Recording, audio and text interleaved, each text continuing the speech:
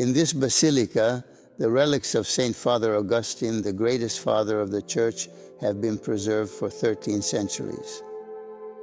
He resided during the period between the conclusion of the 4th century and the midpoint of the 5th century, leaving an enduring impact on both the history of the Church and the history of medieval and modern thought. Here, Augustine can also be seen in the images we provide, is always depicted holding a book and a heart in his hand, symbolizing his unwavering commitment to knowledge and love. These are the two elements that give us a good understanding of his spirituality. On the one hand, the book, because he obviously based himself on the Holy Scripture, your written word pierced my heart. The heart, which is the symbol instead of interiority, that is, of the inner man. So I would like to focus your attention on 3 points of his spirituality. The first one is interiority. The heart symbolizes interiority, that is, the man in his heart, in his inner reality, where he says man is truly what he is. Not what appears, what is seen from the outside, but what is truly in its inner essence. The true man, says Augustine, is the inner man, because that is where God lives and that is where truth, with a capital T, dwells, which is precisely God. His is an invitation to return to the heart, to interiority, not to disperse ourselves in the things that are outside of us and that lead us to be dissipated. It is important to go back into one's heart and there find serenity and peace. He will say precisely, why do you want to go out of yourselves? Where do you want to go? If you go out of yourselves, you will find only suffering. Go back into your heart and you will be more serene and also have more joy in your life. This is the first element, interiority. The second element of his spirituality is communion. Augustine understood soon after his conversion that the fundamental experience of the Church is the communion among believers. Communion is what characterizes them. This is because he also prayed to Jesus, praying and saying that we are one, just like you and I, Father, are in perfect unity. He proposed to his monks to be truly one heart, one soul alone. That is, to live communion deeply, not to be exceptions in the Church, but to live fully the experience of the Church. One of the essential features of the Church of all times is precisely this, to be communion, in communion.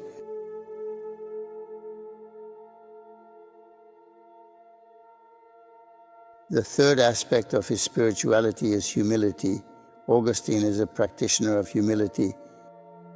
When he encountered Jesus not solely as wisdom, the great man of great thought, but as the humble servant who, out of love for humanity, accepted to die on the cross, and this humility even turned into humiliation, it literally shocked him and is one of the fundamental elements that led him to his definitive conversion to Christianity. To his monks, he will always say, if you do not cultivate humility, you cannot live together. You cannot live together if you're not humble, that is, if you do not accept each other for who you are, being aware that we are all limited beings. These are the 3 characteristic traits in a nutshell of Augustinian spirituality. The final word wants to be said about the presence of the urn containing the remains of Augustine here in Pavia.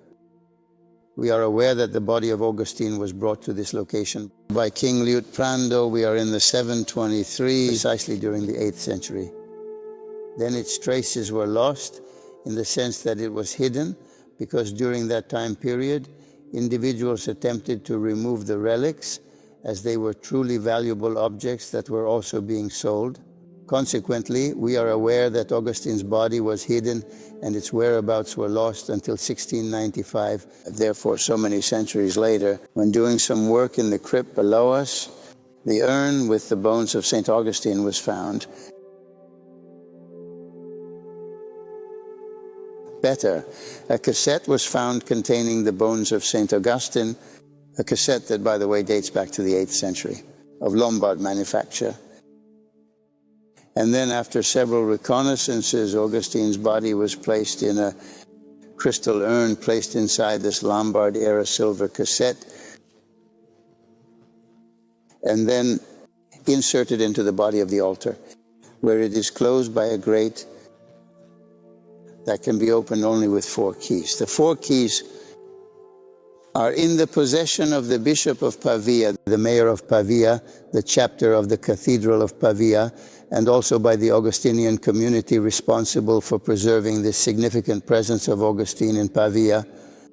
You should also know that the urn is visible on 2 occasions during the year: in April on the occasion of the feast of his conversion, and in August on the occasion of his liturgical feast day.